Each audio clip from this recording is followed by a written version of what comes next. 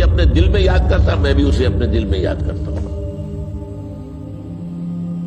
جب میرا بندہ کسی محفل میں میرا ذکر کرتا ہے، میں اس سے کہیں بہتر محفل میں اس کا ذکر کرتا ہوں۔ اللہ کی محفل تو ملائے اعلیٰ کی ہے، ملائکہ مقربین کی ہے۔ بہرحال اللہ کو تم اپنے دل میں مستحضر رکھو، اللہ تعالیٰ تمہیں بھی یاد رکھے گا۔ دوبارہ فرمایا احفظ اللہ تجدہ امامک تجاہک، اللہ کو یاد رکھو تو اپنے سامنے موجود پاؤ گے، جب چاہو دعا کرو تو احفظ اللہ تجدہ امامک یا تجاہک، اپنے سامنے موجود پاؤ گے۔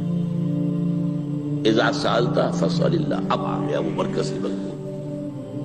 دیکھو جب مانگو اللہ سے مانگو، غیر اللہ کے سامنے ہاتھ دراز کرو ہی مت۔ ایک حدیث میں آتا، یعنی حرام نہیں ہے، دنیاوی قواعد اصول قوانین کے تحت کسی سے مدد چاہنا، کوئی سوال کرنا حرام نہیں ہے۔ آپ سوال کریں، مدد لیں، اسی پر دنیا قائم ہے، ایک دوسرے کے ساتھ تعاون کے ساتھ۔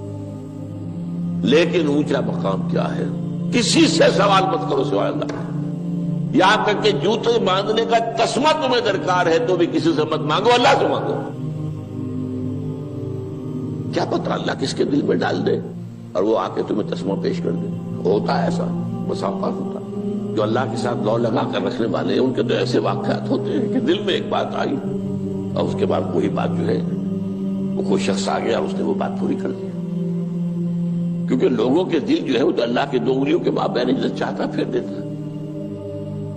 کیا پتا اللہ کسی فرشتے کو انسانی شکل میں بھیج دے، آتا ہے فرشتہ، آتا ہے انسانی شکل میں، آتا ہے آپ کی تکلیف کو رفع کر دے، آپ کی ضرورت کو پورا کر دے، اسی سے مانگو، کسی اور سے مانگو۔ یہ ہے توحید کا لب لباب۔ یوں سمجھیے اسلام کی جڑ کیا ہے؟ ایمان۔ اسلام کا جو خارجی نظام عمل ہے، انفرادی اعمال ہو اجتماعی ہو، ان سب کی روح رواں کیا ہے؟ ایمان۔ ٹھیک، ایک بات ہو گئی۔ ایمان کا خلاصہ لب لباب کیا ہے؟ ایمان باللہ۔ جیسے ایمان بالآخرہ بھی ہے، ایمان بالملائکہ ہے، ایمان بالانبیاء ہے، ایمان بالرسل ہے، ایمان بالکتب ہے، ایمان بالقلب ہے، لیکن اصل ایمان، اسی لیے ایمان مجمل میں آپ کو معلوم ہے کسی اور چیز کا ذکر نہیں۔ آمنت باللہ کما ہوا باسمائہ وصفاتہ وقبلت جمیع احکامہ اقرار باللسان وتصدیق بالقلب، یہ ایمان مجمل ہے۔ اجمالی طور پر ایمان اس کا نام ہے، ہاں مفصل تفصیلی طور پر آمنت باللہ وملائکتہ وکتبہ ورسلہ والیوم الآخر والقدر خیرہ وشرہ من اللہ تعالی۔ تو اسلام کی جڑ ایمان، اور اسلام کا سارا جو نظام عمل ہے، چاہے انفرادی اعمال ہو چاہے اجتماعی، ان سب کی روح رواں ایمان، اور ایمان کا خلاصہ ایمان باللہ۔ اور ایمان باللہ کا اصل حاصل وہ ہے جو اس حدیث میں آ رہا، اس کے دو ہیں تقاضے، عبادت صرف اسی کی، استعانت صرف اسی سے۔ اس لیے میں نے سورہ فاتحہ کا تذکرہ شروع میں کیا۔ یہ عبادت کا جوہر ہے، عبادت کا جو ہے یہ ایمان کا حاصل، عبادت صرف اس کی ہے اور استعانت صرف اس سے۔ استعانت ہی میں سوال بھی آ گیا، یہ بھی مدد ہے۔ آپ کسی سے کچھ مدد مالی چاہ رہے ہیں یا کوئی اور مدد چاہتے ہیں، کسی کام میں مدد چاہتے ہیں، جیسے میں نے کہا تھا کہ سفارش کرانا چاہتے ہیں، بھی مدد ہے۔ وَإِذَا اسْتَعَنْتَ فَاسْتَعِنْ بِاللَّهِ، اور جب مدد مانگو صرف اللہ سے مانگو۔ اور وہ سارے الفاظ یاد کر لیے، استدعاء، استعانت، استغاثہ، یہ جو غوث اعظم سے استغاثہ کیا جاتا ہے تو شرک ہے۔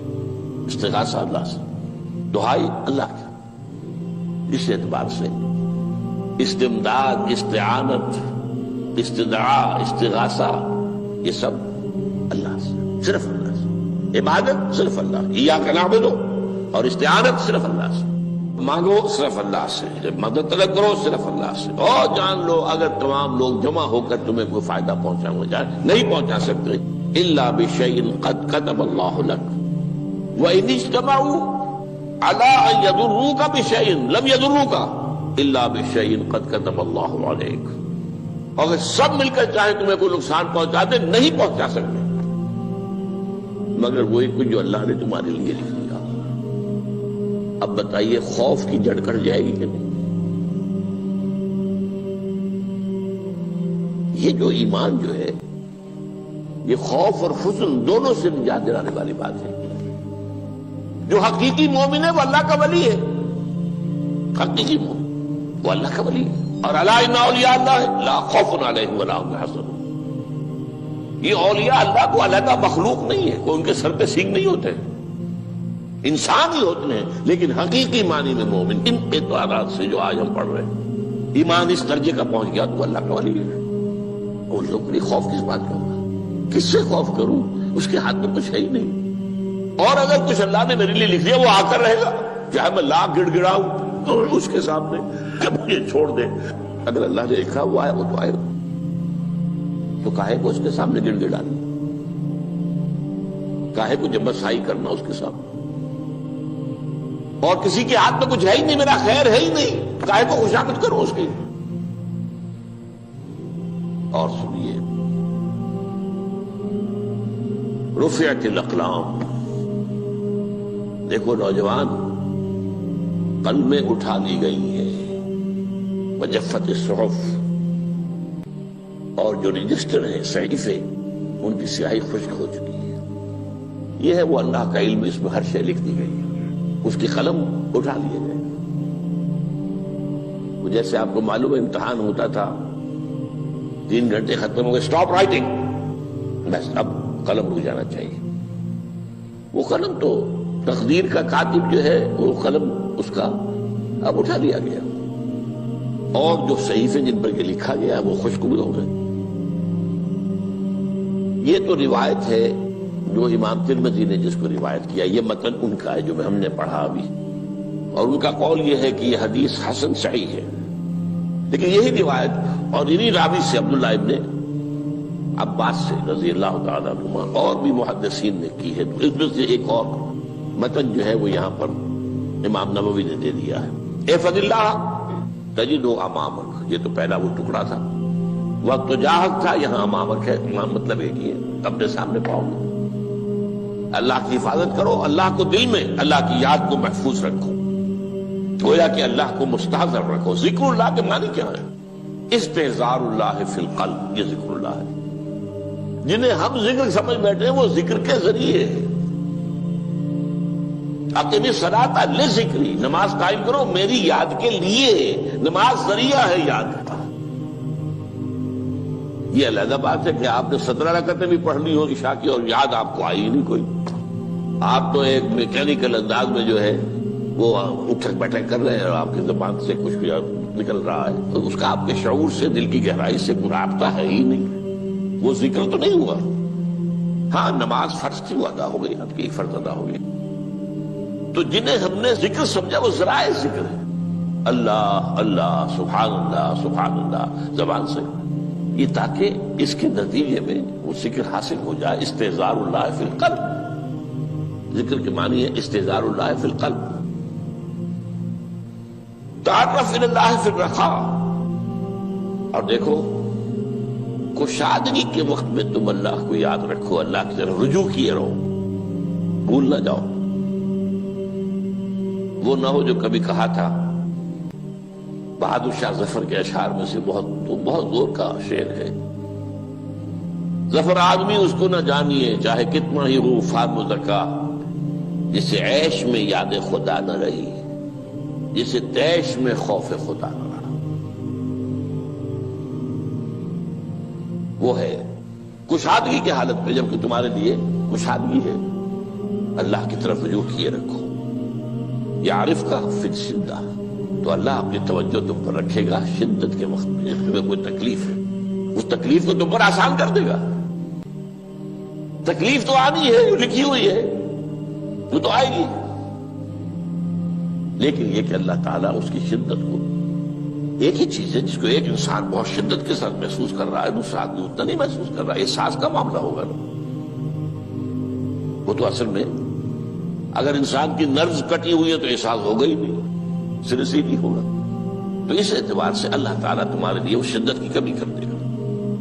وَاعْلَمْ أَنَّمَا أَخْطَأَكَ لَمْ يَكُنْ لِيُصِيبَكَ، اور جان لو جو چیز تم سے چھوٹ گئی ہے، رہ گئی ہے، وہ ہرگز تمہیں ملنے والی نہیں تھی.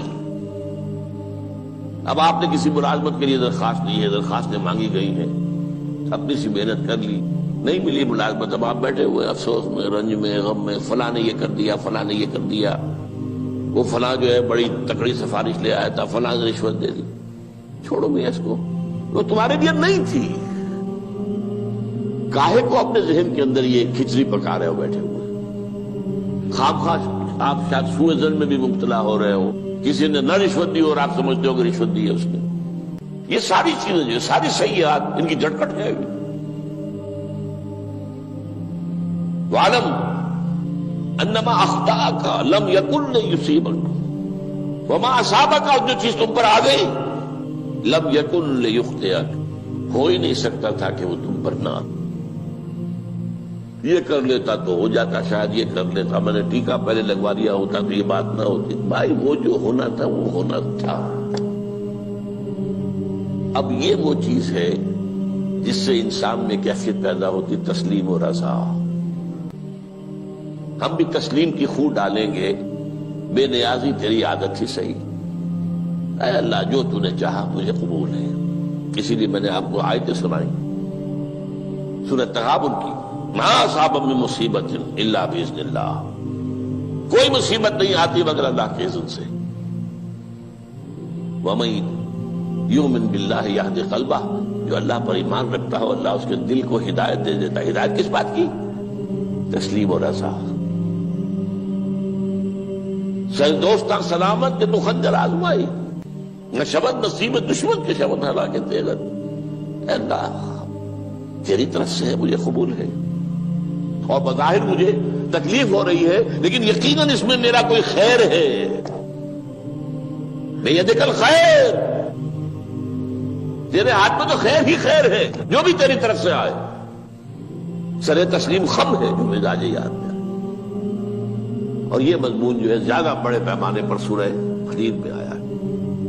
ما اصاب من مصیبت فی الارض ولا فی انفسکم الا فی کتاب من قبل ان نبرأها، کوئی مصیبت نہیں آتی نہ تمہاری جانوں میں نہ زمین میں. زمین میں زلزلہ آ جانا، سیلاب آ جانا، کچھ اور زمین کا دھنس جانا، یا یہ ہے کہ تمہاری جانوں میں کوئی بخار ہو گیا، کوئی اور تکلیف ہو گئی، اچانک معلوم ہوا کہ انسان تو کینسر ہے اور کینسر بھی اب 3rd سٹیج کو پہنچ چکا.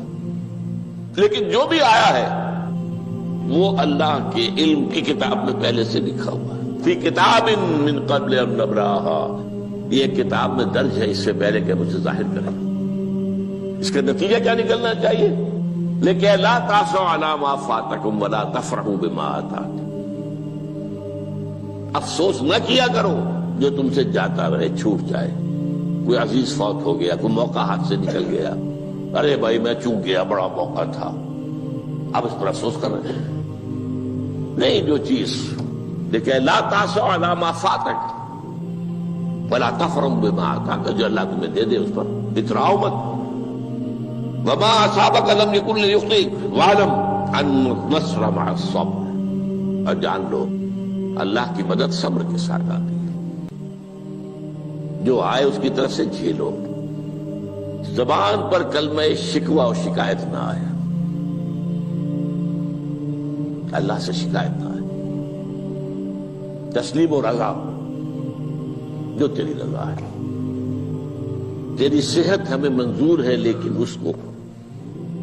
مولانا محمد علی جوہر ایک مرتبہ جیل میں گئے، ایک بیٹی بیمار ہوئی، فوت ہو گئی. اس کے بعد دوسری مرتبہ پھر جیل میں گئے، دوسری بیٹی کو وہی بیماری ہوئی. جیل میں اطلاع ملی کہ بیٹی کو یہ بیماری ہو گئی ہے، تو خط لکھا اشعار کی شکل میں. کا آخری شعر یہ ہے، تیری صحت ہمیں منظور ہے لیکن اس کو نہیں منظور تو پھر ہم کو بھی منظور. ہم تو چاہتے ہیں میں بیٹی کے تجھے شفا ہو جائے، اسے منظور نہیں تو پھر ہمیں بھی بتا.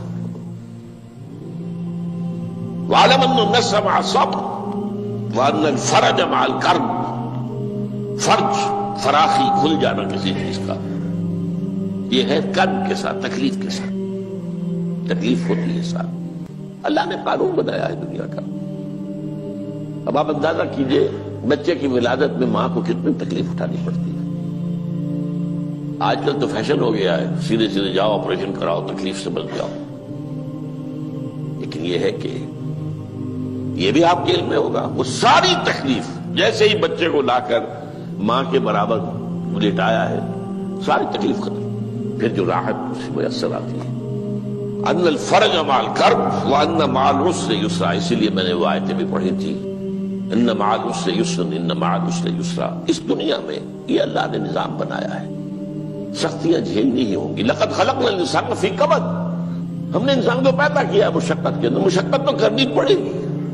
کسی کی جسمانی مشقت زیادہ، کسی کی ذہنی مشقت زیادہ، مشقت سے چارہ کسی کو نہیں۔ تو یہ ہے ان مع العسر یسرا ان مع العسر یسرا۔ بارک اللہ لی ولکم فی القرآن العظیم ونفعنی وإیاکم بالآیات الحکیم۔